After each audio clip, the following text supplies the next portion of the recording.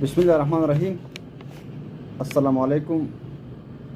دا یو کس میسج کړی دی چې ډاکټر صاحب ما ته پایلز دي، بواسیر دي، راته ګېډه مې سخته وي او غټ بول مې سخي او چې لیټرین ته نه تللی، نو ډېر په تکلیف باندې لیټرین یوز کوم او تا ته زه بیانولی نه شم څومره ما تکلیف دی. کله را رانه یین هم ځي او سوی را باندې هم او ډېر پریشانه یم او څه غوټه غونته پکې هم روغه شوې ده.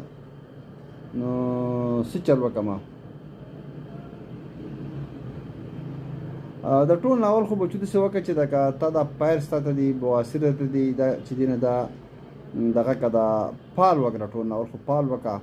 خاص کر مرچکۍ مه خوره، غټه غوښه مه خوره، کباب شو، مهی شو، کوم چې تڼکې خوراکونه دي که نه، دا خوراکونه ګرم خوراکونه دي، نه خو مکمل پرهیز وکړه. صحیح ده. او د دې نه علاوه چې کوم دی دغه وکړه، دا واک کوه، اکسرسایز کوه. صحیح ده.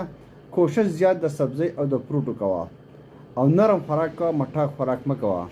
ګېډه سختېږي نو ست مستقل استعمالوه، ست سپېغول چې ورته وایي، دا مستقل استعمالوه چې ستاسو مطلب چې ګېډه دې نرم وي، چې سخته نه، چې تا خوږی نه او تا تکلیف نه وي.